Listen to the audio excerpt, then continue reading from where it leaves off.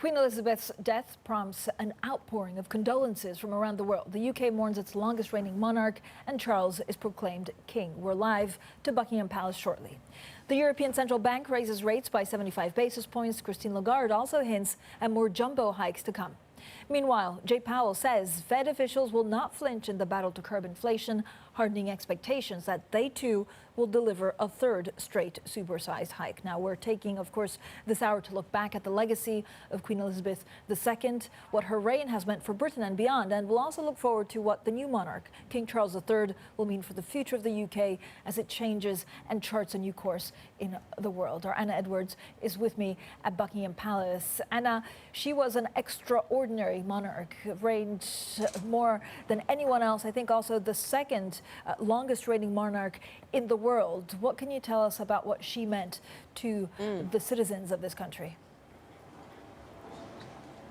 Yeah, absolutely. Queen Elizabeth II, Britain's longest-serving monarch, as you say, she died at the age of 96, and the nation coming to grips with having to get used to the world without her. The only queen, the only monarch that most of us have ever known. A grieving nation starting to come to terms with the end then of the Elizabethan era. She reigned for 7 decades in her time, working with some 15 prime ministers. The first, Winston Churchill, was born in 1874. The most recent, Liz Truss, born over 100 years later. That gives you a sense of her longevity. For the United Kingdom and for much of the world, perhaps, Queen Elizabeth II, more than any other sovereign, defined the latter half of the 20th century and also the beginning of the 21st century. So the end of the Elizabethan era, King Charles III takes to the throne, of course. Francine. Now, with Charles now king, and here's what we're expecting over the coming days. The UK enters 10 days of mourning today. During the time, no government announcements will be made. The normal business of Parliament will also be suspended, so MPs can express their condolences and pay tribute to the new monarch. Charles will also be formally proclaimed king by the so-called Accession Council. He's expected to broadcast a speech to the nation in the evening, and we're likely to get details of the Queen's funeral. Now, on Saturday, MPs will hold a rare weekend sitting of Parliament as they continue to pay tribute. Now, they will later swear an oath of allegiance to King Charles. After that, details are subject to change, but we are expecting the Queen's coffin to be returned to London, and then on day 5 for it to arrive at Westminster Hall for a formal lying in state. On day 10, her state funeral will take place at Westminster Abbey, and 2-minute silence will be observed. Now, the day will be a national holiday with markets closed. Joining us now to discuss all of this is our Bloomberg executive editor, Ross Matheson. Ross, I know you were on air also late last night talking about then the challenges of the UK lying ahead. It's incredible to see the outpouring of condolences from almost every world leader. What will be the next monarch's main challenge, keeping the Union together or the Commonwealth? Well, I was quite struck by the comments last night by the Scottish First Minister, Nicola Sturgeon, where she said the Queen had really been a source of comfort, because that's probably really the word that she was, not just for the UK, but for leaders around the world and countries around the world. Even when the UK was in dispute with other countries, be it over Brexit or even within the Commonwealth, and those questions about is the monarchy still applicable to countries like Australia and Canada going forward, she herself was always seen as a constant, someone people were very fond of, a source of comfort. The question is, can King Charles replicate that? She built that up over 70 years of being in the chair, and through her constant presence in these countries, her visits, her warmth, he really still has to kind of build that and find his level with them. And so you could see some questions raised about, is the monarchy under King Charles still something that resonates with countries in the Commonwealth and further abroad? She was a constant here. She was a comfort, as you describe. What are you expecting then in terms of the reception for a new King Charles? I mean, he is somebody who has been more outspoken than his mother. She was somebody who maybe part of the reason for the fondness with which people hold her and the high regard that people have for her was to do with the way that she managed to keep herself away from politics. He is somebody who's spoken out more. So will that influence the way he's received? And I mean, even people who are very fond of the Queen are not necessarily quite so fond of the monarchy in general. So a lot of questions, I suppose, for the future. Well, that's right. And of course, the Queen did occasionally sort of semi-weigh into politics, perhaps just an arched eyebrow or a side remark about something, but she generally did stay out of it. as you say, the question is, will Charles be more activist in politics? And perhaps in the modern era, is that perhaps what some people are indeed looking for? Is that guidance from the monarchy in some political topics? Of course, he could find his level in the things that he himself has been very interested in over the years. That could be his connection to other countries. He's been very big on sustainable farming, for example, on fighting climate change. These have been issues he feels passionately about and where he can really bring that to his relationships with countries around the world. So perhaps he may be a different kind of king, but perhaps he will find his own course in those kind of issues that he feels very strongly about, you know, leading the UK in terms of the push for climate change, sustainable farming, architecture. He's also very fond of those kind of topics, might be his connecting point. Ros, thank you so much. Ros Matheson there, Executive Editor for All Government Affairs. Now joining us now to talk more about this is Professor Robert Hazell from UCL's Constitution Unit. Professor, thank you for joining us. This is a change, of course, for the Constitution. This is a new era. Talk to us a little bit about the challenges and how the royal family would have planned for this. Well, the planning has been underway for a very long time, particularly for the Queen's funeral, which will take place in about 10 days' time under the code name London Bridge. There's also planning for the Accession Council, which is a meeting of the Privy Council, which will formally acknowledge and proclaim Charles as our new king. That might have been held this morning in an hour's time, but I think my understanding is that it's likely now to be held tomorrow in the morning. It will meet in St. James's Palace, and it's a two-stage event where initially it's not just Privy Councillors who are invited, but High Commissioners from all the Commonwealth countries where the Queen is also head of state.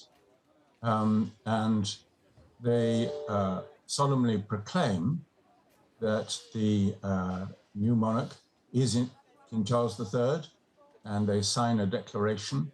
And that is then proclaimed from the roof of St. James's Palace by heralds led by Garter, King of Arms. And it's followed by proclamations in the centre of London, at the Royal Exchange, Charing Cross, and proclamations also in the centres of the main capital cities around the UK in Edinburgh, Cardiff and Belfast. Professor Hazell, it's been 70 years since this country has seen this process take place. Of course, from a monarchy, perhaps you want tradition, you want something to enjoy, but also maybe you want it to evolve. You tell me whether you expect this to be different in some ways from what we saw back in 1952-53. I think the Accession Council ceremony will be very similar. What is likely to be different will be the new king's coronation. I think it will be a much smaller event than the massive coronation that Queen Elizabeth had in 1953, which, if you like, was almost the last hurrah of empire, when Britain had very large armed forces, but armed forces came from all over the Commonwealth countries as well to line the route.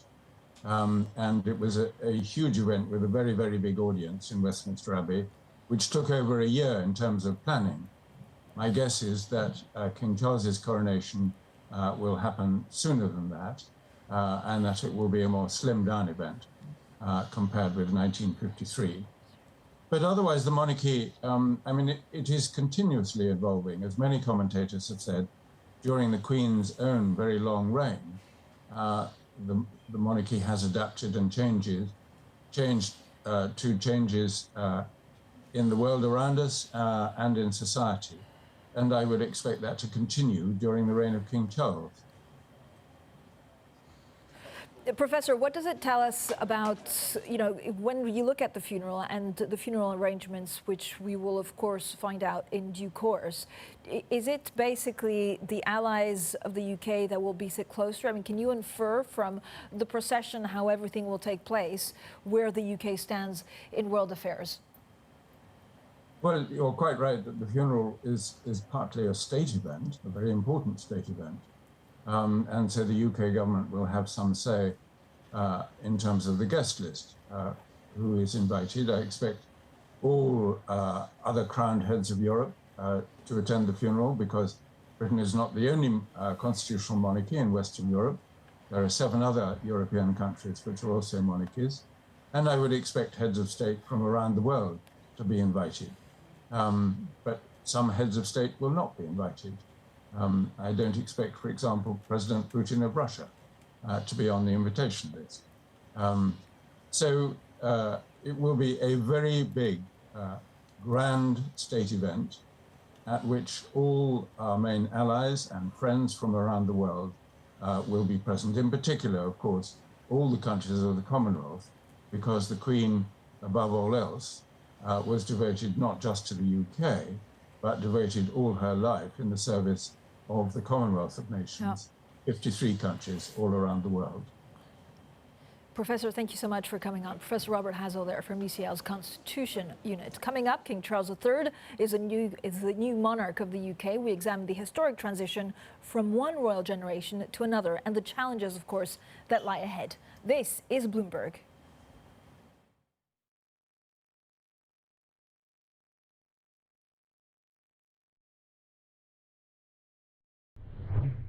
Queen Elizabeth II was the rock on which modern Britain was built. I had the opportunity to meet her before she passed, and she was an incredibly gracious and decent woman. Queen Elizabeth II has been a wise and encouraging guide, always wanting the best for our nation. She served us all with strength and wisdom for 70 years.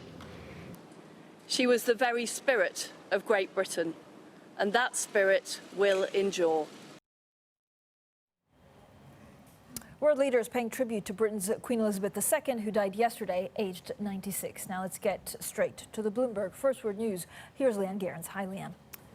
Hi, Francine. China's consumer inflation unexpectedly moderated in August, while producer price growth slowed more than expected. CPI rose 2.5% from a year earlier, and PPI gained 2.3% last month, compared with 4.2% in July. Bloomberg Economics says the soft price data gave policymakers room to stimulate the economy, which it believes is necessary. EU energy ministers hold emergency talks today to thrash out common measures in the hopes of countering a looming gas and electricity price crisis. European Commission President Ursula von der Leyen has set out a 5-point plan, which includes a price cap on Russian gas, but it's likely to draw strong opposition from some member states. Health officials in China are telling people to minimize traveling to other cities during the National Day holiday to prevent the spread of COVID. That's diminishing hopes the government may relax restrictions after its party congress in October.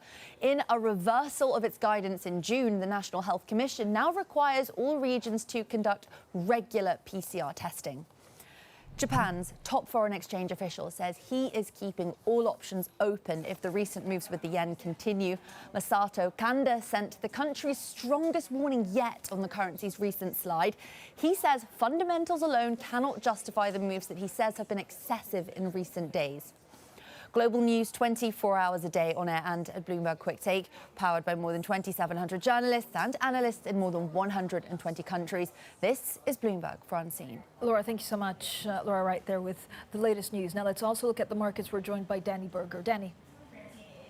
Week marked by a lot of central bank action, be it yesterday when we heard from Jay Powell heading into the Fed blackout period, talking about the need to continue to act when it comes to interest rate hikes. But to be clear, it's not just the Fed. We've also heard from central bankers around the world just this morning following, for example, 75 basis points from the ECB yesterday. Now, that is challenging the dollar dominant story. I'm looking at a weekly view here. Will we look back at this week and say perhaps a peak was put in for the dollar? It has slid. It's sliding even more this morning. So what is it sliding against? It's less of a U.S. story. It's more of a euro story, for example. We are looking at the euro gaining. It is back above parity this morning. We've had a variety of different ECB speakers this morning confirming that hawkish message that Lagarde gave yesterday. Villeroy talking about the need to continue to act earlier. Casimir saying they're resolute, not saying they will hike until inflation is under control. The bond market also reacting. Bonds selling off in Germany. The front end of of the curve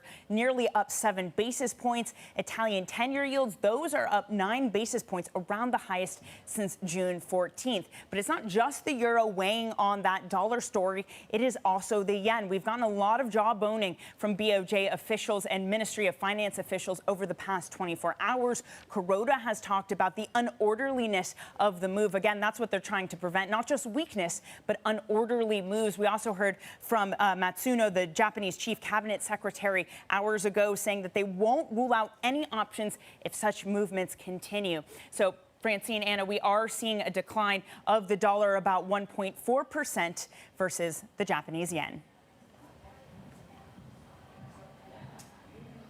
Danny, thank you so much. Danny Berger there, of course, with the latest on the markets. Now, coming up, we continue our coverage of the passing of Queen Elizabeth II and what lies ahead for the UK after her extraordinary reign. This is Bloomberg.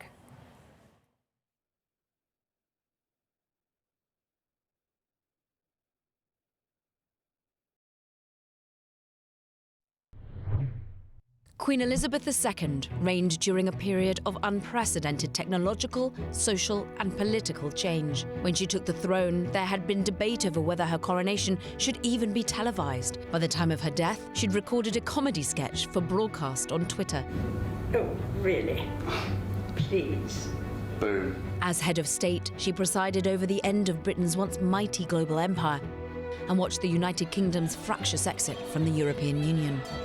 My government intends to work towards a new partnership with the European Union based on free trade and friendly cooperation. Elizabeth Alexandra Mary Windsor was born in London on April 21st, 1926. At the age of 10, her father unexpectedly became king after her uncle abdicated, making his eldest daughter the heir apparent. In 1947, she married Prince Philip of Greece, and the following year, their son Charles was born. In 1952, upon the death of her father, Elizabeth became queen at the age of 25. Amid cultural and political upheaval in the second half of the 20th century, the monarchy's image in British society shifted dramatically. Moments of pageantry and spectacle, like the fairy tale wedding of Prince Charles and Lady Diana Spencer, were quickly soured by the unravelling of the marriage, and Elizabeth's perceived lack of empathy with her popular daughter-in-law. But Queen Elizabeth retained the nation's affection. A new generation of royals entered the scene, coming across as more in tune with the times. Although in the waning years of her life, controversy arose again over the family's relationship with Prince Harry and Meghan Markle, and her son Prince Andrew's association with the convicted sex offender Jeffrey Epstein. The final years of her reign saw domestic political turbulence too, as Scotland debated independence and Brexit reopened tensions over Northern Ireland. While she had no official say in government matters, the Queen met every week with Britain's Prime Minister for a confidential discussion. She worked with 15 Prime Ministers over 70 years of dedicated service. Caroline Hyde, Bloomberg.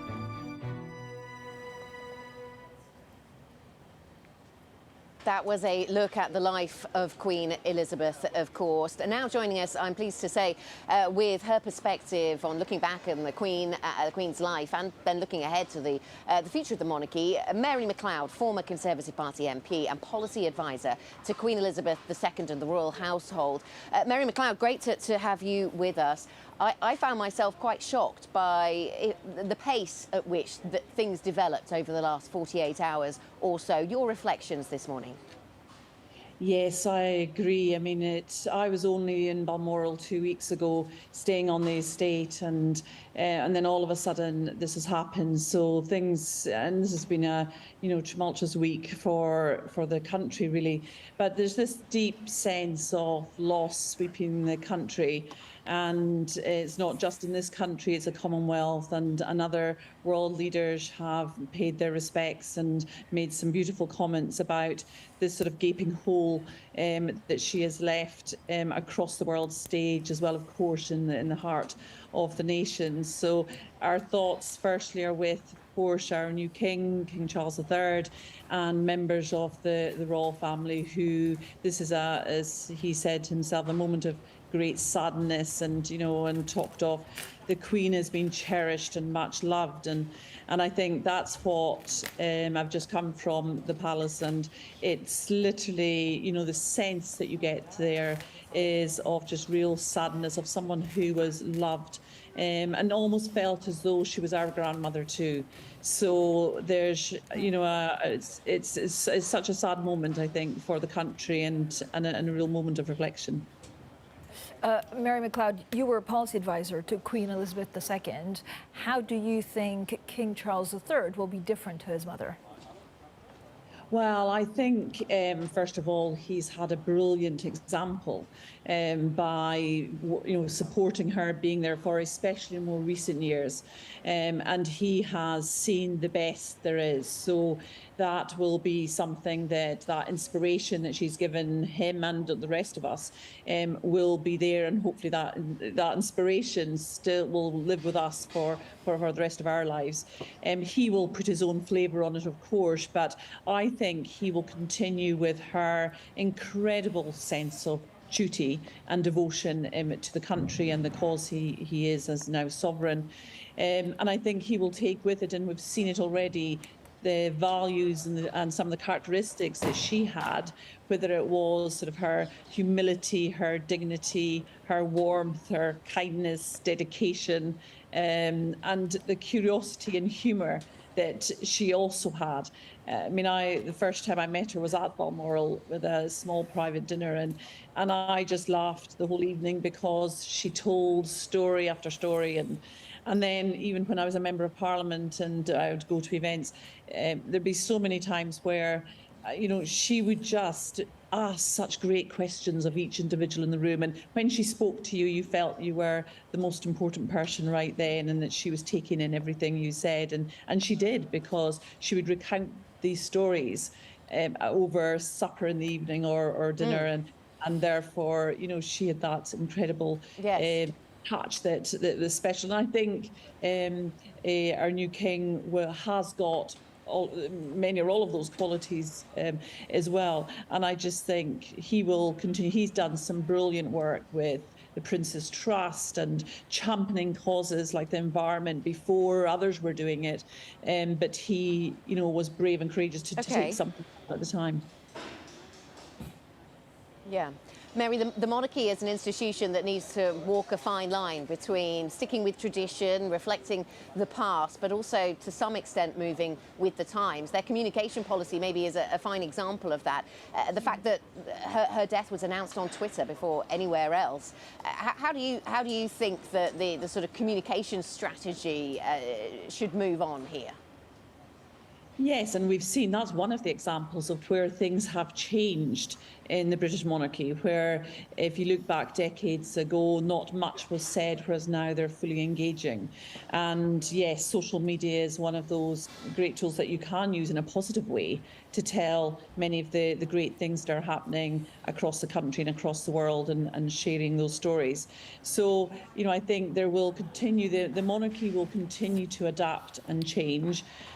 Because if you want to stay relevant to the next generation, that has to happen. And I think that's where just now we are seeing that people are affected by this across all generations, from the oldest to the youngest, and there's a sadness that they feel because of it. And I think that therefore, communications is definitely is one of the things we've changed. We've seen the monarchy change in terms of tax, in terms of how they go about doing things. We saw the Queen doing her for the Olympics, the session with James Bond, and of course for the recent Jubilee, having the conversation with Paddington. So there's lots of things where the monarchy will adapt and change over time. But I must say, King Charles III has had the best possible example to follow. Mary Macleod, you knew, of course, the Queen more than most. A lot of people are talking about her great intellect, her great wit, and the fact that she could bring people on side. You were just recounting that time you had supper with her at Balmoral. What do you think the UK loses on a world stage? We know she's a head of state, but she was apolitical. But did she bring other heads of states on the UK side? How was that soft power up close? Yes, and it's a really good point. I mean, that soft power is something that perhaps you can't measure completely, but it's just by hearing the comments, the real heartfelt comments made by world leaders over the last few hours, since all of this has happened, literally you see just what impact that she had. Not only was she the sort of strength and stay, and as the new Prime Minister Liz Truss has said, the rock of modern Britain. I mean, not only was she that for Britain, but she was that for the Commonwealth and elsewhere. So I think there is certainly that I think there will be a smooth transition as we now have.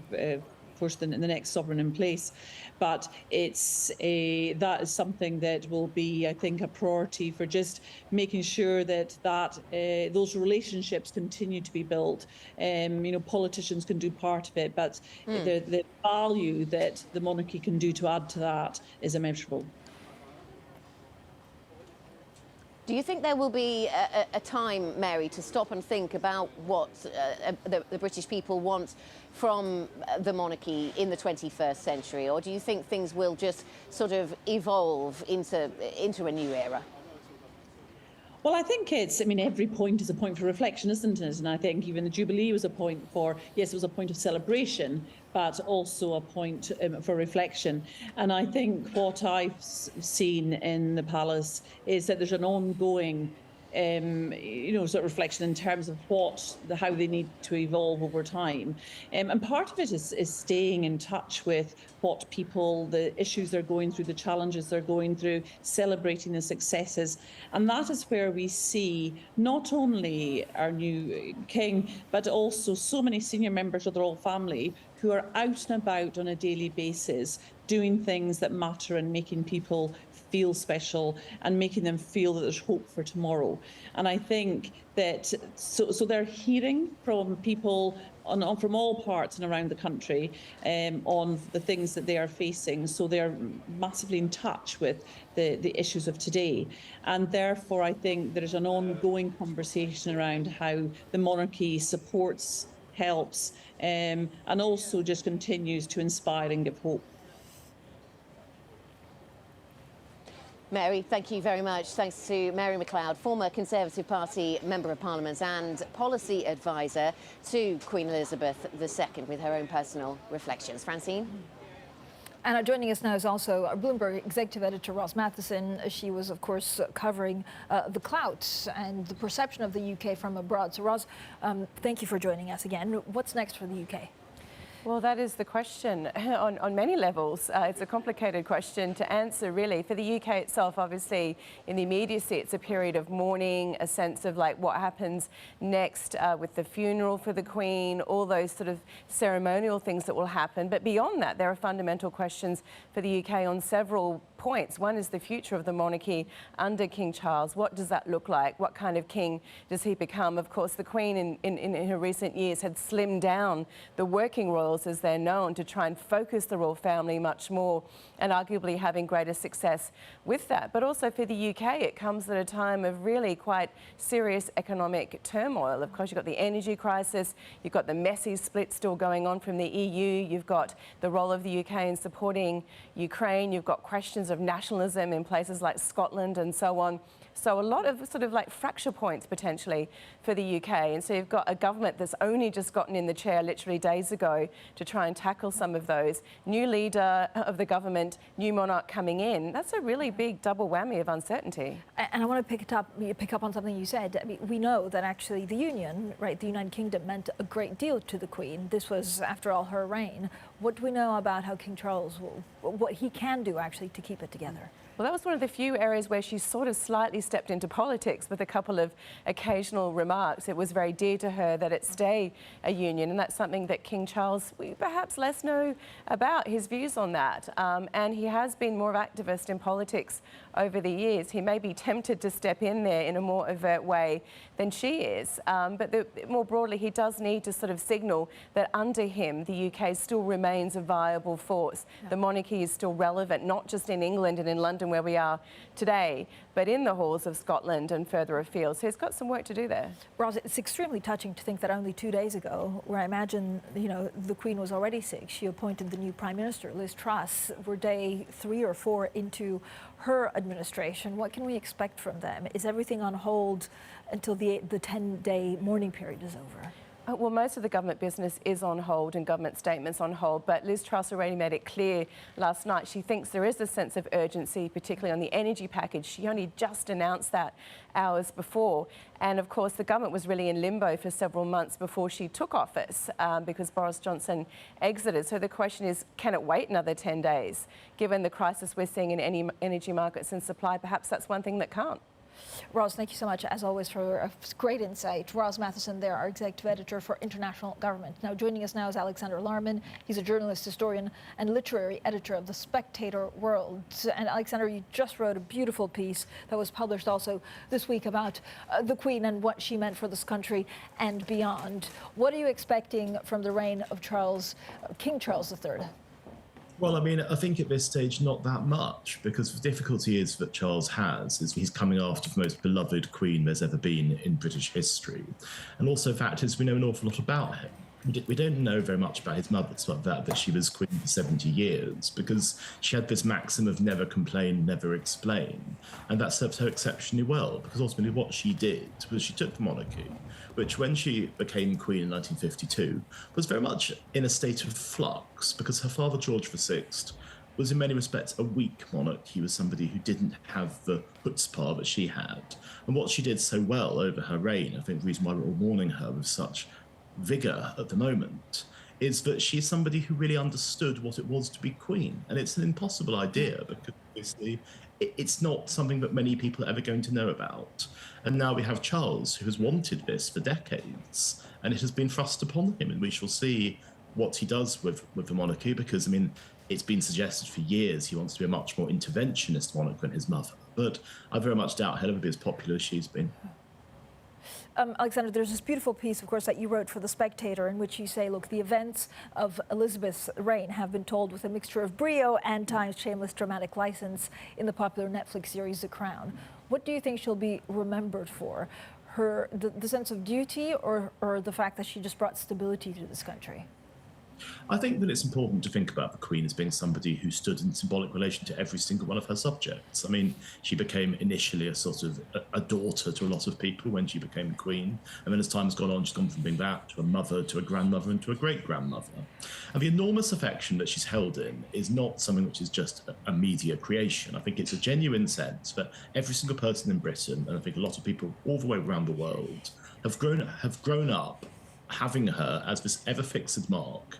And the fact that she's dead is an extraordinary blow. I mean, she's a 96-year-old woman, so it's not exactly a surprise that she's died. But on the other hand, the speed of the decline, the fact that a mere 3 days ago she was shaking hands with Prime Minister Liz Truss, means that I think nobody really knew how to prepare for this. I mean, it was a matter of hours yesterday. And you also mentioned in your piece, the royal family operation became more and more consumer-facing. What did that look like? Well, what it's been with the royal family is they've had to make themselves accessible. They've had to make themselves seem to be people that the average person on the street feels that they have a rapport with. But what the Queen did so well was to do that without ever cheapening herself. She never put herself in a position of participating in gaudy little game shows, unlike some members of her family. And the fact is that because of that, we can see that she always retained her dignity. And I think dignity is a vitally important thing for anyone who's a monarch, because once you lose it, and I think Charles lost it a very long time ago, you can't really get it back. Her private thoughts, of course, remain in confidence. What does the monarchy have to change? I mean, one of the big things that we're trying to, of course, explain also to our international audience is what this means for the Commonwealth. Well, I think that it's been interesting because William's recent remarks on the Commonwealth suggest that when he becomes king, he doesn't expect to be any kind of monarch with any involvement in the Commonwealth.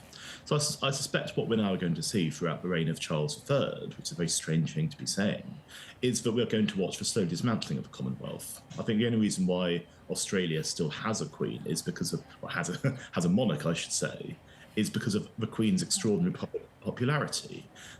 I mean, I may be misjudging Charles. It may be that he's actually a dutiful, committed king and that he continues his mother's influence. But there's been nothing that he has done in public life that suggested he's going to have anything like the popularity or the decency that she's demonstrated.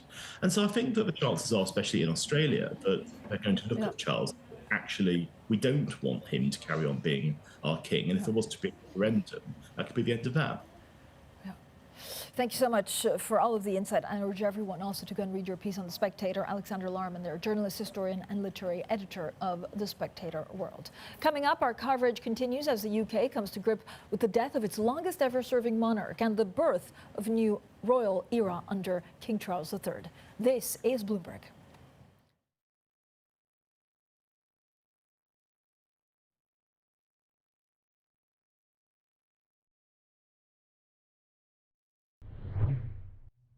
Queen Elizabeth II was the rock on which modern Britain was built.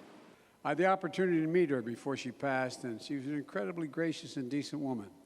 Queen Elizabeth II has been a wise and encouraging guide, always wanting the best for our nation. She served us all with strength and wisdom for 70 years. She was the very spirit of Great Britain, and that spirit will endure. World leaders paying tribute to Britain's Queen Elizabeth II, who died yesterday, aged 96. Now we're joined by our Bloomberg News editor-in-chief, John Micklethwaite. John, of course, a great student of UK history and also an understanding of the royal family. What did the Queen represent for the rest of the world? Did it bring soft power to this nation? I think enormous soft power. I think if you wander around the world and you talk to other leaders, other politicians, there's still a thrill. Even Donald Trump got a thrill out of coming to see the Queen. And the same goes actually for people from the Eastern Bloc and certainly throughout my experience of being a journalist. You don't want to exaggerate that soft power, but it's still actually, as soft power comes, it's about as powerful as soft power can get. And we know that she cared deeply, of course, about the United Kingdom and the Union because of the referendum in Scotland. What will King Charles III do differently? I think it's quite a troubled inheritance. I was just thinking, if you look back through medieval history, if you're a monarch, you come in and you face sort of, I suppose they would characterise it as rebellions in different parts of your realm. A very big chance of Scotland going independent, probably an equally big chance of Ireland reunifying. You've also got on top of that sort of fractious relationships with the continent.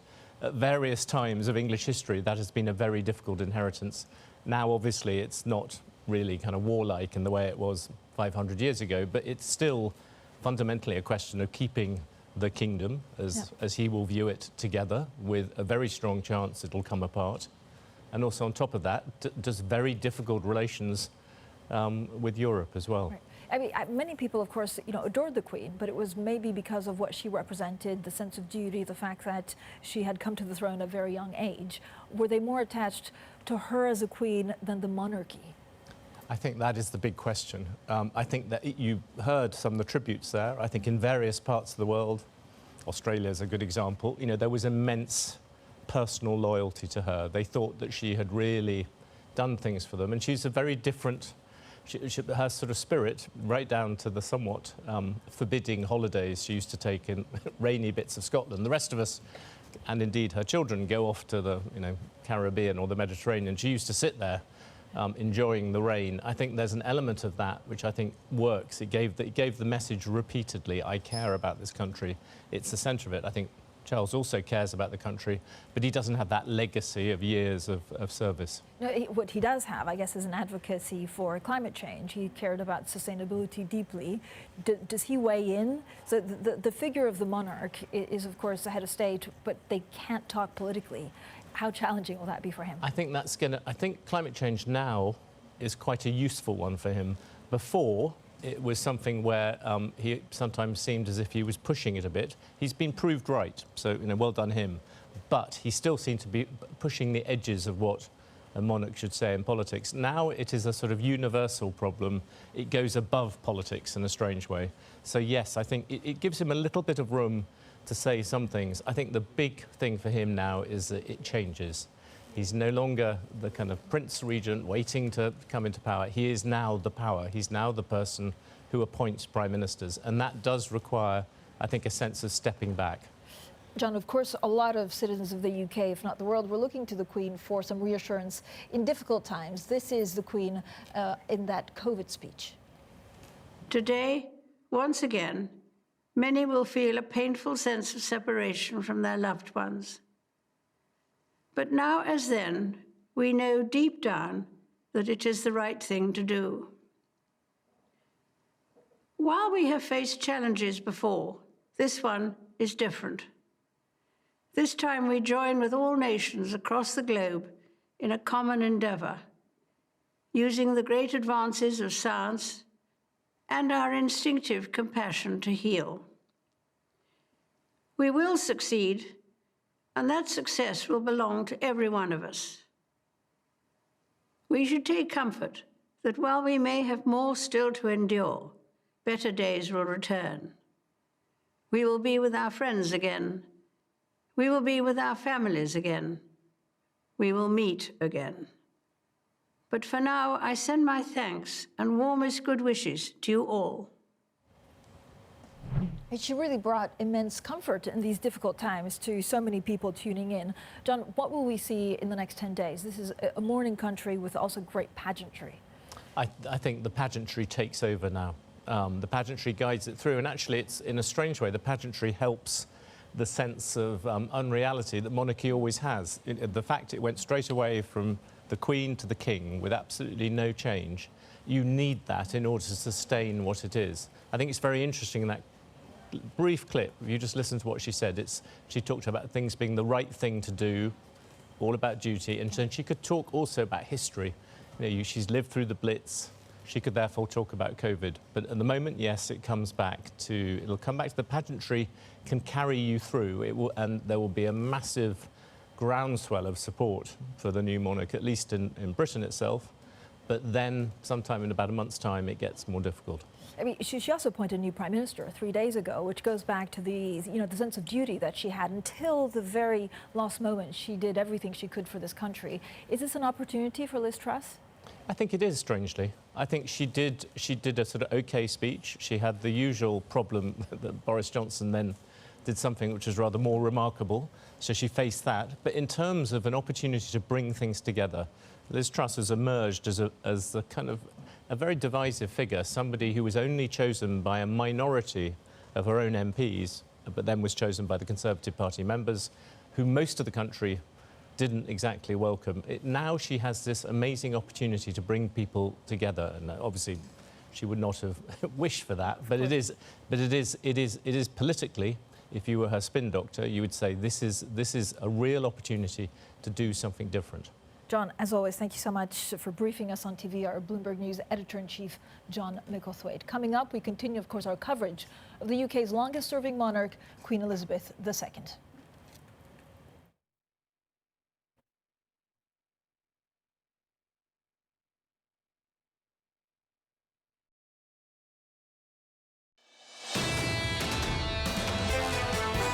This is Bloomberg Surveillance, Early Edition, with Anna Edwards, Matt Miller, and Kailey Leinz.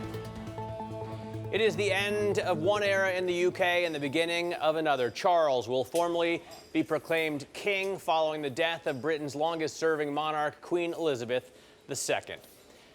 Central banks in the spotlight. The dollar takes a breather as the ECB raises rates and traders assess comments from the Bank of Japan's governor, and the EU considers radical plans to keep the lights on this winter. The bloc's energy ministers hold an emergency meeting to try to avert rationing, blackouts, and even social unrest.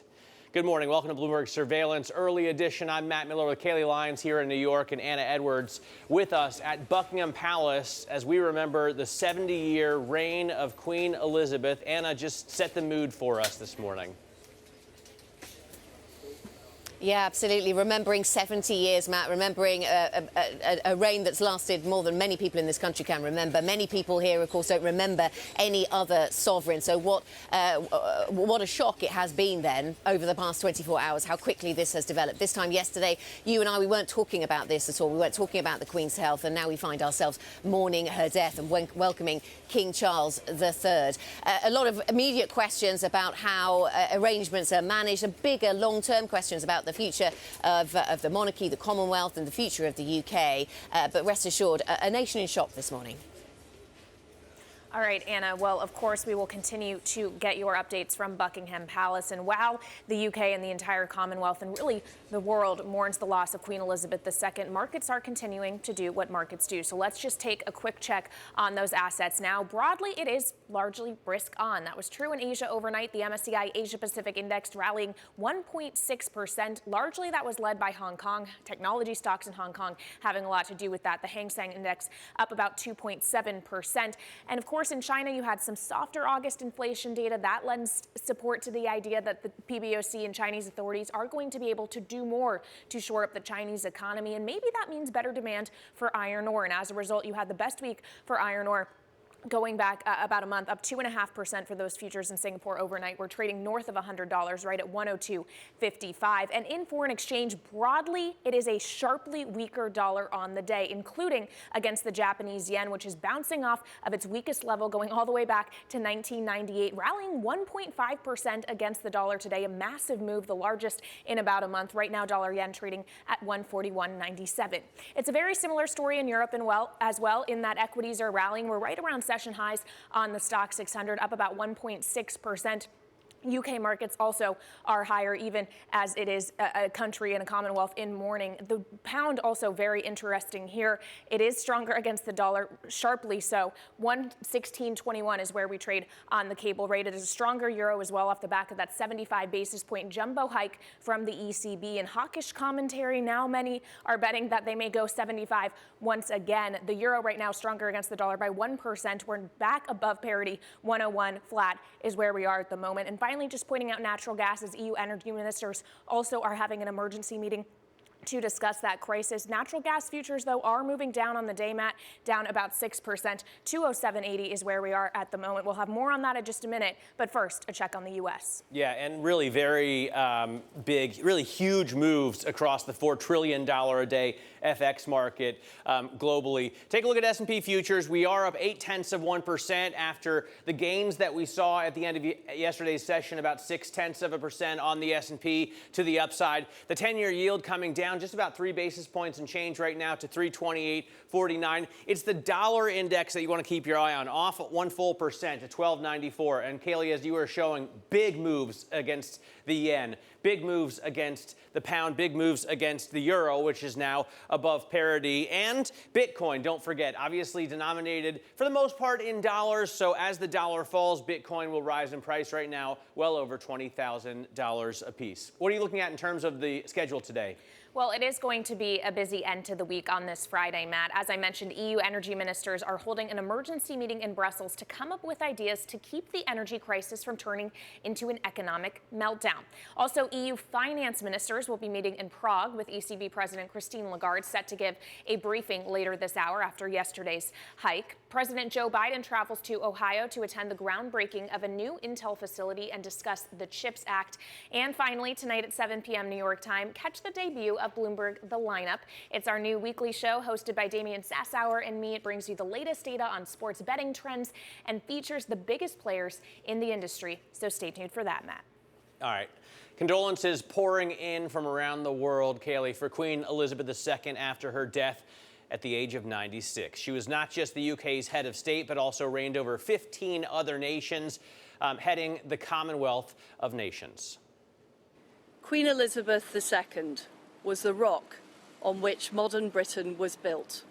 I had the opportunity to meet her before she passed, and she was an incredibly gracious and decent woman.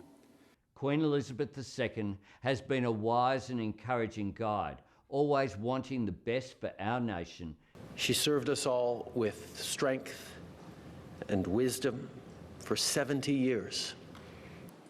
She was the very spirit of Great Britain, and that spirit will endure. Let's get back now to Anna Edwards at Buckingham Palace for more on the Queen's legacy. And Anna, the Queen passed away at Balmoral in Scotland. How is news of her death being received in London? Yes, absolutely. She did pass away in her country retreat in Scotland, Matt, at the age of 96. And really, the nation's still in shock, I think, here, because this has all happened so quickly. For something that could, of course, have been so anticipated, so expected, there does seem to be an element of being caught off guard, of this not really being real, not fully digested yet. That's certainly how it feels being here in London. So trying to capture the mood, kind of difficult when you think about how quickly this has moved. Just on Tuesday, we were witnessing the Queen playing her role as part of the UK establishment, asking the 15th Prime Minister that she has met to form a government. That Prime Minister then 2 days later having to stand outside Buckingham Palace, marking the passing of the Queen and saying that the nation should rally around King Charles. God save the King. She described the Queen as the rock on which modern Britain was built. The UK's newspapers, of course, trying their best to capture the mood today. The Daily Mail with their front page saying, "Our hearts are broken." The Daily Telegraph quoting the Queen's words to American friends back at the time of 9/11, saying, "Greece is the price we pay for love." I think those headlines do somewhat capture the mood here in London. Absolutely, Anna. As we look forward, what happens now? King Charles has already ascended. What formally happens as this is still a nation in mourning for a 10-day period? Yes, so 10 days of mourning is the immediate task at hand. That will mean some things are not happening as usual. So, for example, we have the Parliament not doing its normal business. There will be proceedings taking place, but really it will be an opportunity for MPs to pay tribute to the Queen and pledge allegiance to the new King. So certain things will not be happening as normal. There will be a public holiday in around 10 days when we have the funeral of the Queen, but we'll take a while to get there, of course. There'll be plenty of pageantry to go along the way, as you might expect. We're waiting today to hear from the new King. He is expected to come to London, and we expect to hear from him later on today, and later on over the weekend into next week. The Queen's body arrives in London, and we prepare for her to lie in state. Meanwhile, plenty of world leaders have been giving their comments on the Queen. European leaders have weighed in on the Queen's legacy, with the French president amongst them, Emmanuel Macron, saying, quote, "The woman who stood alongside the giants of the 20th century on the path of history has left to join them. Queen Elizabeth II embodied the UK with strength and an immutable moral authority." Bloomberg's Europe correspondent Maria Tadeo joins us now from Brussels. And those words incredibly poignant from a historic adversary of the UK, but a very long-term ally and a key ally of the United Kingdom, with whom tensions have been high of late. It is, Anna, and it was a beautiful statement from the French president, Emmanuel Macron, very poetic. He said this is a giant of history that will go down in history as such. I guess you make a very good point. There has been incredible tensions over the past few years between the United Kingdom, of course, and the European Union. A lot of this resulting from that referendum. But today, all of that is gone. I can tell you that the European flags just outside this building now, they're at half-mast. We've heard from every major official say this is a tragic day, this is a historic figure, and the French in particular saying in reality the destinies of our two nations are bound by this great friendship that we have, and she will be our Queen of Hearts in many ways. So it really is, and not just beautiful, but it also does signal that among the theatrics that come with politics, the basis of it is there, and she was seen as this rock for this very good friendship going forward in the future, and of course many more years to come. Well, and of course, Maria, her passing comes at a time of mutual difficulties with the UK and Europe as they deal with a very serious energy crisis, and that is something that EU energy ministers will be addressing today. Do we have a sense of what the formulation of their plans will look like? Yeah, and at times it's hard to capture and get the right tone when you have this emotion, but at the same time, playing behind the scenes, here, energy ministers concerned about this winter. They did take a moment of silence, too, before the meeting started, which is already, I believe, underway. And Kailey, this meeting, remember, it was called about a week's time when it did feel that the European energy market was about to break. Today, the way that I was described this meeting would take place is a brainstorm, is anything that sticks, anything that works, they want to study. There are no stupid ideas when it comes to a crisis of this magnitude, but I am being told today do not expect fireworks. There will be an intervention in the market, but not a lot of measures today. In fact, the day to watch would be next Wednesday. That is when Ursula von der Leyen would present a roadmap. And then after that, it becomes, once again, as it always is in the European Union, a political decision down to European leaders. It is important to know that European leaders are only expected to meet at the start of October unless they decide they have to meet before the end of the month. So for the time being, it looks like we're in for weeks potentially of talks. Maria, thanks very much.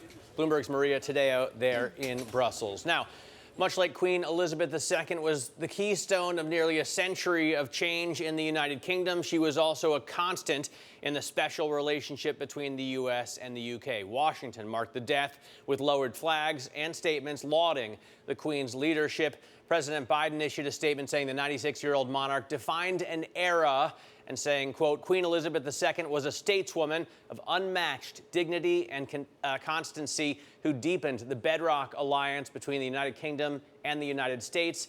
She helped make our relationship special. Emily Wilkins, Bloomberg government reporter, joins us now with more from Washington, D.C. Emily? There's definitely mourning in Washington right now over the Queen's passing. You've seen statements not only from Biden, but from former Presidents Trump and Obama. The Queen ultimately worked with 14 sitting U.S. presidents, met 13 of them. You saw President Biden last night go to the British embassy, sign that book of condolences along with Dr. Jill Biden. And he has also been reported saying that he will be attending funeral services in the U.K. It certainly has a big impact. Biden last night opened his speech to the Democratic National Committee, talking about the Queen, how gracious and decent that she was. But then he quickly shifted his tune. The midterms are, of course, getting closer here in the U.S., and Biden has taken a new tact of really getting very aggressive with Republicans and former President Trump, painting Republicans as the party of extremes. We heard this a little bit in his speech last week. It continued last night, him specifically pointing out Trump's willingness to defend those who had the mob riot on the Capitol on January 6th. And so it's very interesting to see that shift in tone. He did talk a little bit about his administration's accomplishments, but he very much was in attack mode against Republicans. And I think this is something that we can expect to continue to hear in the months leading up to November 8th. Yeah, still focused on the domestic picture, even as he mourns the loss of the monarch across the Atlantic. Emily Wilkins of Bloomberg Government, thank you so much. Let's turn now to central banks. Ahead of the Fed's blackout period, Chair Jerome Powell said the central bank needs to act now forthrightly and strongly. But the Fed isn't going at it alone. Policymakers from Canada to Europe both delivered jumbo rate hikes this week, challenging greenback dominance. Bloomberg's Danny Berger joins us now. Danny, it's been quite a week. It has been quite a week. Just on Wednesday, we saw the Bloomberg dollar spot hit a fresh new record, but it has been in decline ever since today, dropping another 1%. Now, this isn't so much a U.S. story. Kailey, as you point out, we heard strong words from Fed Chair Jay Powell there yesterday. It's more of a challenge from Europe, from Japan. Now, of course, one of the biggest weights here being the euro. We are seeing the euro gain this morning back above parity. It wasn't just the 75 basis point hike yesterday, because that was met with a decline in the euro. Instead, we've had policymaker after policymaker this morning talk about the need to front load rate hikes. That's what we heard from Villeroy and Casimir, talking about the fact that there is no other way. We must continue to hike rates. All of that resulting in a market that has 75 basis points priced in for the next meeting and 50 after that. You can see German 2-year yields for our radio listening audience. Those are up 1 basis point. Italian 10-year yields, those are up 3 basis points, around the highest at 4% since June 15th. So if euro's one element, the other element is the yen. Now, this all resulting from jawboning from Kuroda, who said this morning that the moves are undesirable that we've seen. We also heard from Japanese Chief Cabinet Secretary saying that if the yen continues on this path, they must act. So not intervention yet, but the strongest language we have gotten in favor of it. We're looking at a dollar that's down 1.4% versus the yen. Of course, any intervention, if it's just unilateral, might be short-lived. But at the moment, given the peak we saw in the dollar, its downward draft is put in, at least for this Friday, Kailey. Yeah, very sizable moves in foreign exchange this morning. Bloomberg's Danny Berger, thank you so much. There are also some sizable moves when it comes to individual equities in pre-market trading here in the U.S. So let's get a quick check on some of those. DocuSign, the e-signature company, reported results yesterday, strong, and lifted its forecast. Analysts sounding pretty positive, considering the stock was down 62% on the year ahead of that number. This morning, though, up 17% before the bell. It is also a big move to the upside for Zscaler. This is the security software company, also beating expectations, delivering a strong forecast on billings. As a result, that stock is up about 13%. And finally, Matt made mention of the fact that we're seeing a pretty healthy rally in Bitcoin today, so that's giving a boost to crypto-related equities before the bell this morning. Coinbase is up 5.6%. Anna? Kailey, coming up on the programme, we will continue to discuss the legacy of Queen Elizabeth II. We will speak to Sue Onslow, visiting senior research fellow at King's College London. We'll focus specifically on the Queen's global influence in the shape of the Commonwealth. This is Bloomberg.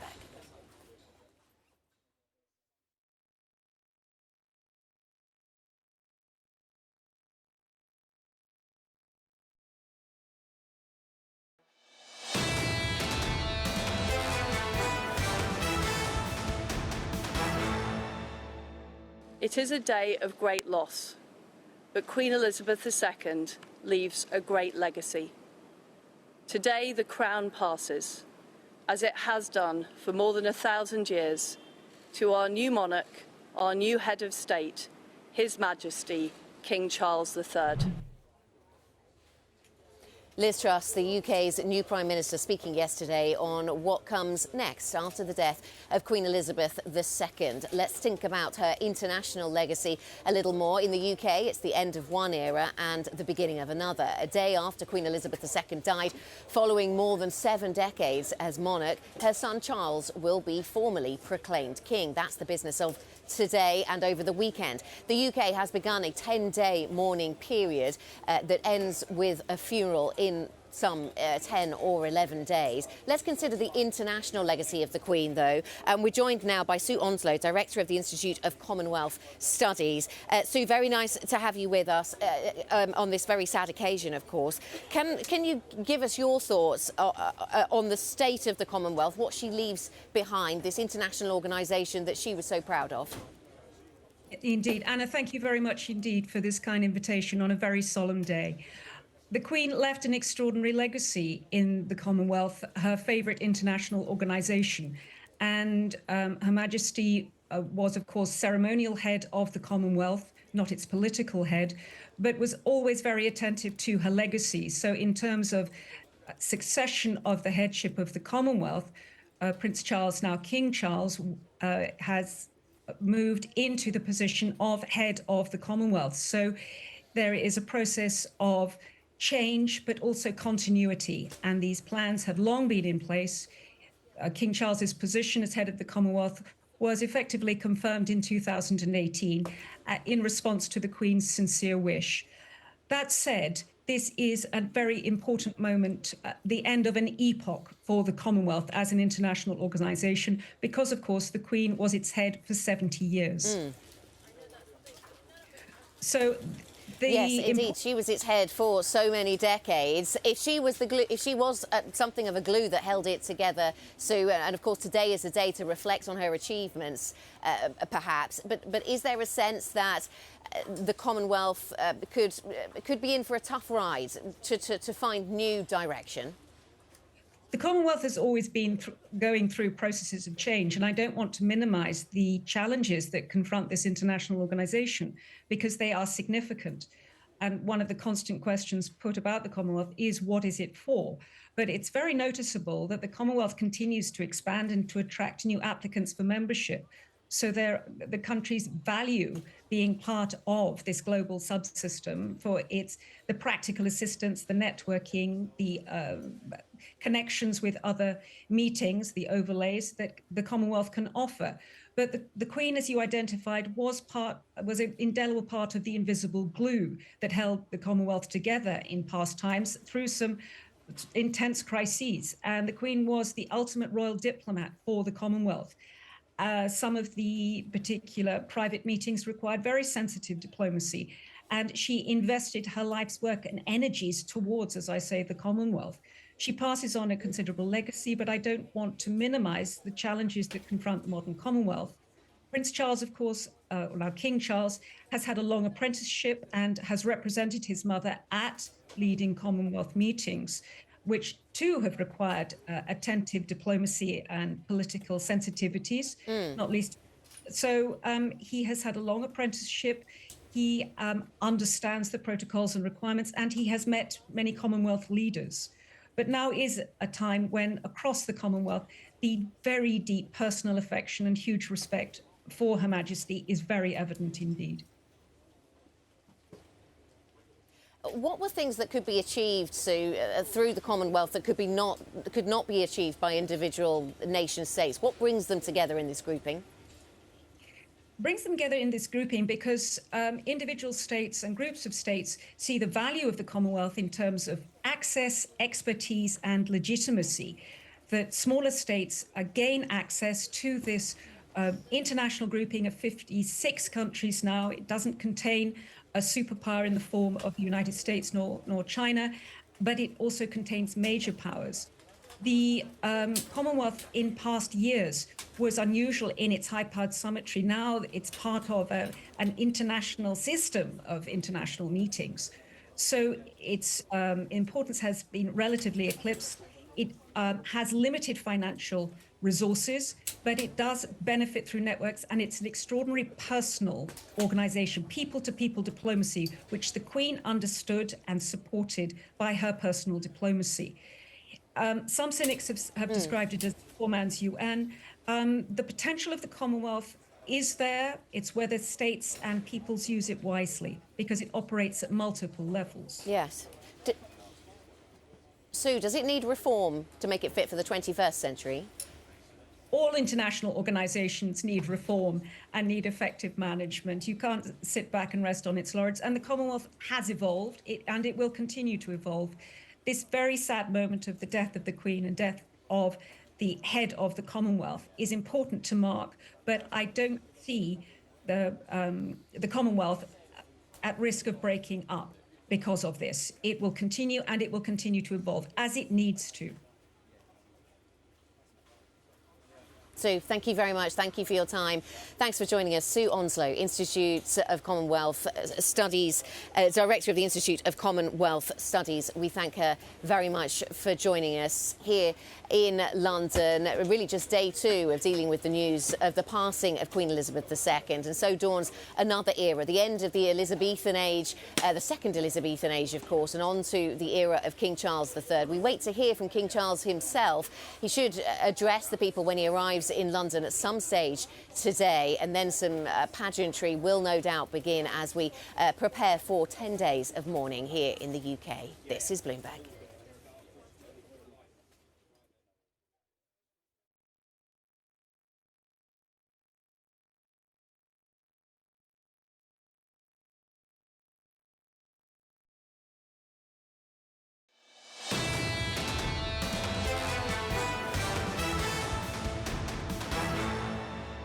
It is the end of an historic era in the UK and a new start for Great Britain. Charles will be formally proclaimed king following the death of Britain's longest-serving monarch, Queen Elizabeth II.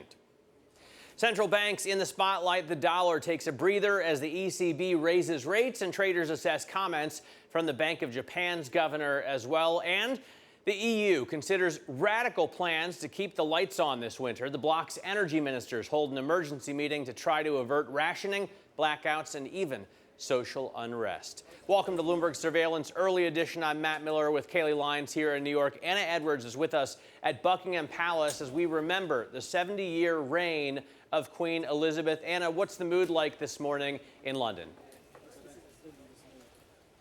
Yeah, still very, very sombre, as you'd expect, getting ready for 10 days of mourning, Matt, and really a sense of shock because of the speed at which all the events of the last 24 hours have really unfolded. The immediate business is waiting for the King to, as he is now, King Charles III, to arrive back in London. He was up in Balmoral with his mother yesterday. So waiting for him to arrive in London with the Queen Consort. He gives a speech and then he is proclaimed King. So he became King immediately, of course, but then he proclaimed King over the weekend. So there's some ceremony to go through there, and we build our way towards a funeral and then in many, many months' time a coronation, and we will see how that changes from ones of the past. But big questions also about what happens with the policy agenda, Matt, of course, because of the hiatus that this period of mourning will bring, so very necessary policy changes around the energy crisis.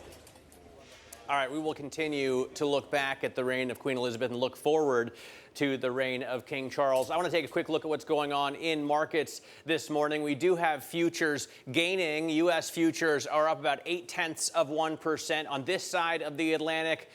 In the U.K., in Europe, we see gains on the Stock 600, the European benchmark as well. Up pretty strong, 1.5% gains to 420.51. You see a real drop in the dollar against many of the biggest trading partners. And you see the euro, for example, coming up over parity. That's really the story of the morning outside of the death of Queen Elizabeth II is the FX story. We see huge moves in the yen, huge moves in the pound and the euro coming up over parity. And then the 10-year yield coming down now 4.5 basis points, and change, I should say, to 327.53. So investors buying that debt, pushing the yield down. Kailey, what do you see in terms of the pre-market movers this morning for the U.S.? Well, investors aren't just buying treasuries, they're also buying Bitcoin. Bitcoin is up nearly 7%. We're back north of $20,000 as we see this risk-on tone really taking shape on this Friday. And upward moves in Bitcoin mean upward moves in crypto-related equities. That is usually how this goes.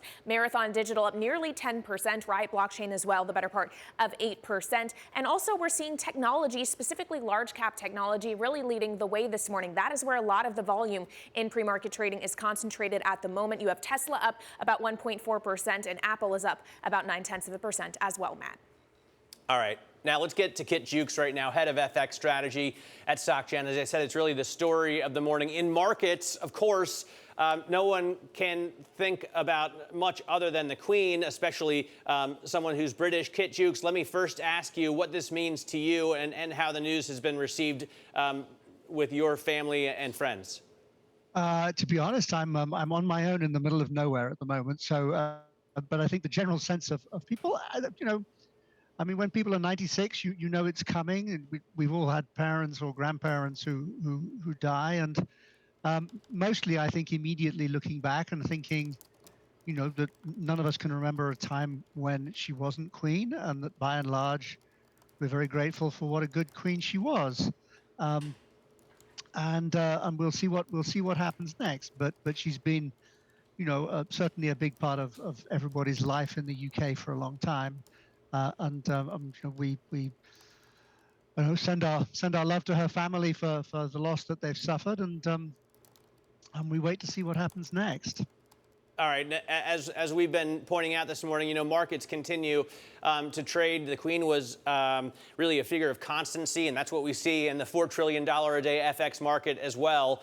What do you make of the dollar moves today? Why such strong shifts against the yen, against the euro, against the pound this morning? I think, I mean, the first piece of it is that there's a very strong bullish dollar consensus. There's a fair amount of positioning that's long the dollar. And coming into the end of this week, what we saw was a rally in the U.S. equity market that started yesterday afternoon, and the dollar's been falling ever since. So the sort of the genesis of this correction is optimism about a softer landing in the United States, optimism that there isn't going to be more trouble for the U.S. equity market. Perhaps that's helped by optimism that the European response to the gas crisis or the energy crisis is going to be to fight it with fiscal policy. The UK energy support package is huge in financial terms, and it's you know, it's going to make a big difference. It'll bring down the peak levels of inflation. It'll probably, therefore, it could help bring down the peak levels of interest rates. Certainly, it'll soften the blow, and it's likely to be repeated across Europe. if you carry that sort of forwards, you're looking at a world where you're saying, well, maybe the economic outlook globally isn't quite as nasty as people had thought. The soft landing view in the US gets some help. All of this can get blown out of the water if what we run into next are genuine energy shortages and rationing and things like that over the course of the winter. But I think all of this was enough, if you like, to get some long dollar positions being squeezed out, some shorts in the euro and sterling, yen, Australian dollar, New Zealand dollar all get squeezed out, and a general Friday risk-on mood underway. Yeah. Well, but that raises the question, Kit, of whether or not this is actually a sustainable move. I mean, can the euro really hang in there when, yes, the ECB is hiking, perhaps aggressively again in the months to come, and yet there is that energy crisis that you're describing? I think you can chop around along a lot for a fair amount of time from here. I don't think the low in the euro is dramatically lower than here, nor do I think the low in sterling is for this move. We've come an awfully long way. The bad news is, to some degree in the market, the challenge, particularly in Europe with the energy crisis, is that it's not obvious how you get a better mood and a better economic outlook before the end of the winter. So we may find that the low in the euro is somewhere between 95 and parity. The low in sterling is somewhere between 110 and 115. In other words, they could be not that far from where we are at the moment, but that we chop around with the market, unable to make more than marginal new lows before it gets another short covering bounce, because we have priced in a lot of bad news. And you need something new that we haven't seen to kind of change the picture from here. And Kit, what's so interesting to me in foreign exchange right now is that you see weakness like for the pound and the euro that isn't necessarily correlated with what central banks are doing, or at least it's not how you'd think these currencies would be behaving given how aggressive these central banks are being. It makes more sense when you look at the yen because the BOJ is still there in dovish yield curve control mode. So it makes sense that the yen would be so weak. I'm just wondering if you expect that to continue and at what point Kuroda hits a breaking point when we already heard from him today saying, yeah, I'm watching this and I don't love it. I think the yen has the capacity to come back an awfully long way in the longer run, in the sense that it's unsustainably cheap at these levels. It has got one thing in common with the European currencies, which is that it's suffered a huge terms of trade hit because it's a very big importer of energy, and some of its energy is imported from Russia. So it's got the same problems as we have, although somewhat less so. It also has a regional dynamic that's been holding it down. The weakest currencies so far in September of all are the Taiwan dollar, the Korean won, the Chinese yuan, and the Japanese yen. They all have something in common, right? They are all under pressure because the region suffers, largely because the Chinese economy is in trouble. That's going to hold the yen back for a certain amount of time, but when the story moves forwards, these are countries with low inflation, healthy balance of payments, particularly once the energy crisis is solved, and their weakness may tell us more about the threat to the global economy as it slows than anything about them. And I think at that stage, we may see the yen start to come back, and eventually, I think we could see a very strong yen rally. The past is littered with periods where once the yen starts to appreciate from these really extreme valuation levels, it goes very quickly. All right, Kit Jukes of SocGen, thank you so much for joining us with both your insights on foreign exchange as well as your thoughts on the passing of Queen Elizabeth II. We'll have more on her legacy coming up. This is Bloomberg.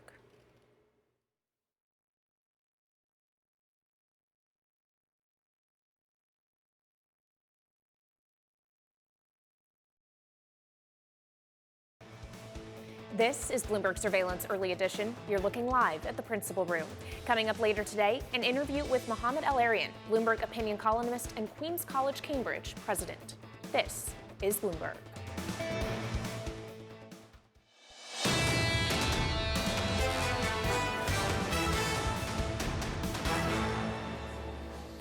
This is Bloomberg Surveillance Early Edition. I'm Anna Edwards at Buckingham Palace with Matt Miller and Kailey Leinz in New York.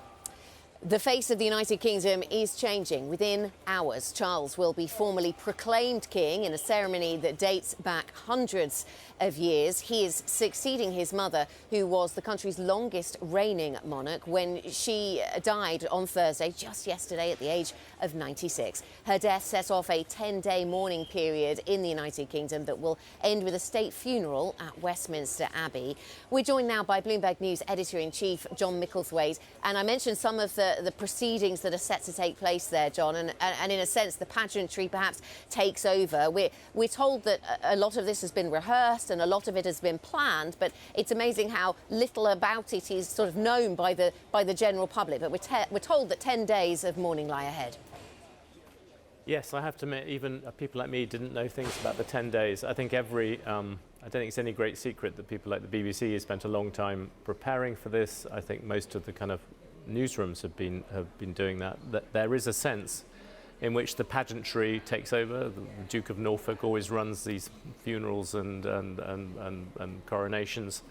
That will take over. That again is something that's been planned. And actually, I think sort of on a more important level, it's quite essential for the monarchy, or from the monarch's point of view, that pageantry sort of takes over. If you have an institution that to some extent depends on magic, you have to jump from one queen to a king really quickly, because you don't want any degree of waiting. It has to feel as if it's the same process that has worked for 1,000 years, and that will be the way the palace, and actually to some extent I think the government and also the kind of British people will want it to happen. Yes, and I know one of the things we've been reflecting on this morning, John, is the way that she seemed to be able to use her decades of experience to provide words of comfort and support at moments of need. We were listening earlier to clips of her speaking during the pandemic and saying just the right thing at just the right time to really bring hope, and that was some of the power that she brought, something that the British people recognised, but also other world leaders. I think she had quite a good sense of what to say at the right time. She never gave that much away, but she was pretty good at somehow managing to connect both with her people and also the wider world. And it's difficult to say, because people like me, and obviously people as young as you, Anna, have always lived with her. But you know, the fact is she had a lot of experience for this. So I think most of the evidence we can see is that even quite early on, she sort of had a pretty good idea what to say, and then after that, she stuck to it, and it worked very well. And I think it's that mixture between being a bit mysterious. She never let that many people see what she really thought, but at the same token, having some element of the kind of common touch. Her delights were basically quite mundane. You know, she liked going to rainy Scottish games, watching horses.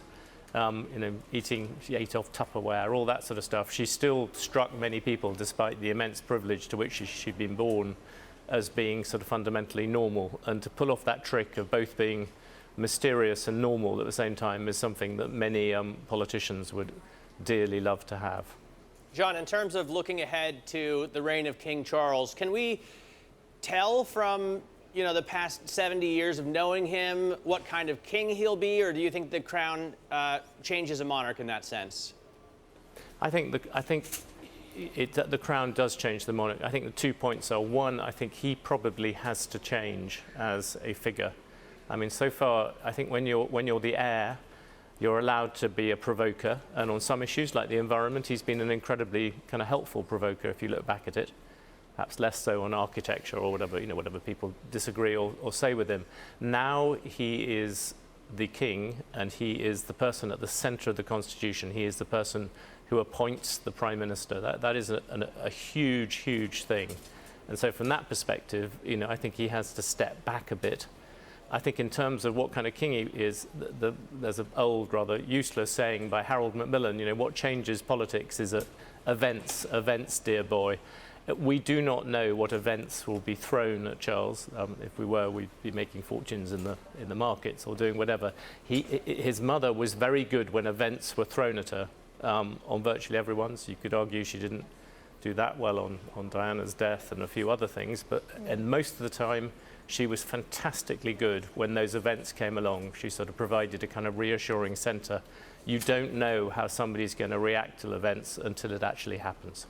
What do you think the most difficult events to come could be. We know that this passing of Queen Elizabeth II, the reign of King Charles III, will begin at a time when Scotland may not want to be part of the United Kingdom anymore. I mean, how serious and more immediate of a threat of crises like that could King Charles be dealing with?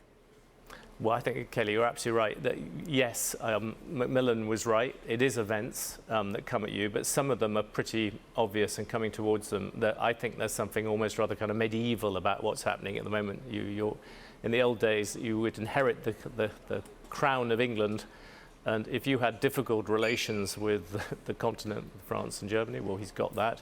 But the actual basic thing about having a kingdom is your first job is to try and keep it together. And at this precise moment, you have the Scottish nationalists in power in Scotland and keen to hold another referendum with precious little love for the new Tory Prime Minister, Liz Truss. And you have also the possibility that Ireland could reunite. Well, that's, 2 out of 4 of the starting nations of the United Kingdom look at the moment as if it's at least, I would argue in Ireland's case, probable that Ireland would unite. And in Scotland's case, more than highly possible that something will change. So in both cases, I think that is a threat to whatever you see as your kingdom when you come in. And on top of that, you've got the Commonwealth, this sort of this fact that places like Australia, other bits, there is considerable personal loyalty to the late Queen Elizabeth that Prince Charles doesn't have the same effect. The crown is still quite a useful thing constitutionally in many places. But he has a very hard job to convince people that he should be their head of state as well. Well, I wonder if this event in some ways gets people to rally around the flag, so to speak. When Princess Diana died, Tony Blair's popularity rose to 93%. This could in some ways strengthen the Truss government. It could strengthen the United Kingdom and the Commonwealth. I think the Commonwealth I'm still a little bit unsure about. The United Kingdom, yes. I mean, suddenly you're going to see a great deal of respect, I think, from people like the Scottish nationalists. You might even see some degree of respect from the Irish nationalists in Northern Ireland. I think there will be a strong sense of that. It is, for Liz Truss, it is an amazing opportunity. It's probably a rather horrible way to look at it, but it is that politically, because it is a chance to sort of show leadership. So far, she did quite a good speech. She's done most of the things correctly. She was somewhat upstaged, and this will be part of her life, by Boris Johnson doing, by his standards, rather a remarkable kind of oration about the Queen, which showed his gift, which is still there for all his liabilities, his ability to sometimes put things into words. But if she can hold this together and bring the same sort of sense of national unity to things like the energy crisis. Britain is heading straight into pretty alarming recession, inflation way higher than our American readers are used to, an energy crisis much, much worse, and so on and so on. And then you've got all the problems of your biggest trading partner not getting on very well with you. So, Truss has got a very difficult inheritance, but this is an opportunity for her, who has been so far a somewhat divisive figure, chosen by a minority of MPs, even in her own party, backed by pretty hardcore Tory loyalists. She has got to do a lot of bringing together. But if she can begin to bring bits of the kingdom together, she will be doing both herself and actually the new King Charles quite a big favour as well. John, it's 70 years since we had a coronation. As you pointed out, most people won't remember the last one. 85%, I think, of Britons won't remember the last one. Do you think that conceptually Britain will want to paint a picture of a nation that's moved on, or one that's in touch with its tradition? I think probably the latter. This is a strange country, but it does go back a long way. I think the sense of tradition is there. I think what the Queen was very good at was she continually hung on to that sense that there was a sort of Britain stood for a wider thing than just a geographic union. She fought with Margaret Thatcher over the Commonwealth. She was someone who went through, she would go to pretty much any version of a local cultural event. She did all those sort of things. She hung on to the idea that Britain was multicultural, that it was different. So there will be a degree of that, I think. But also, a bit of it just rests on tradition. There is a simple fact that Charles is now king because he is the oldest son of the outgoing queen. So the monarchy relies on tradition, if nothing else. It's kind of right at the middle of what it stands for. So I think you can expect a degree of that. Historically, what the monarchy's been very good at doing is sort of relying heavily on that tradition, but also kind of quietly updating it. And that's what she did without ever appearing to change, which is another of her gifts. All right, Bloomberg editor-in-chief John Micklethwaite, thank you so much for joining us with your reflections on the life and legacy of Queen Elizabeth II. We'll continue our coverage of the UK's longest-serving monarch coming up. This is Bloomberg.